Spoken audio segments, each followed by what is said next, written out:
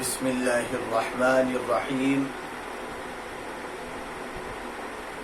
محترم بزرگ و دوستو، آج کچھ اہم باتیں سورۃ التین کی تفسیر کے تعلق سے۔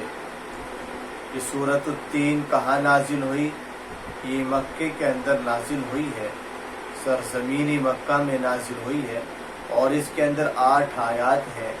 مفسرین حضرات فرماتے ہیں کہ اس میں اللہ تبارک و تعالی یہ پیغام دینا چاہتے ہیں، یہ بتا دینا چاہتے ہیں۔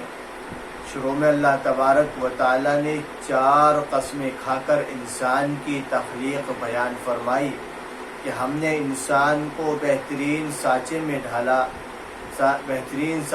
ڈھال کر پیدا فرمایا۔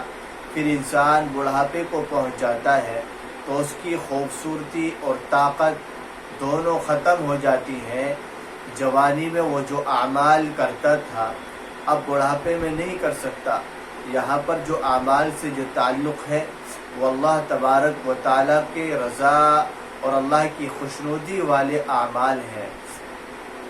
اللہ تعالیٰ اس کے لیے پینشن جاری فرما دیتے ہیں اور فرماتے ہیں کہ اسے ان اعمال کا ثواب ملتا رہتا ہے، جاری ہو جاتا ہے۔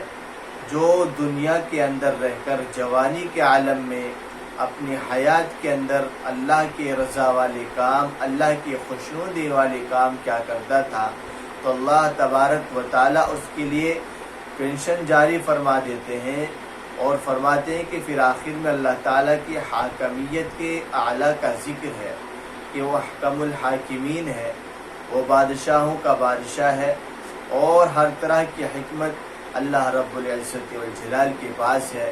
اس لیے عزیز بزرگ و دوستو، ہم سب کو اللہ تبارک و تعالیٰ کی جو خوشنودی والے اعمال ہیں، جو افعال ہیں، جو احکام ہیں، جو مسائل ہیں، ان پر اپنی زندگی کو خفانا ہے، اپنی زندگی کو لگانا ہے، اور استقامت کے ساتھ، جذبہ اسلام کے ساتھ اور مسلمان کے جذبہ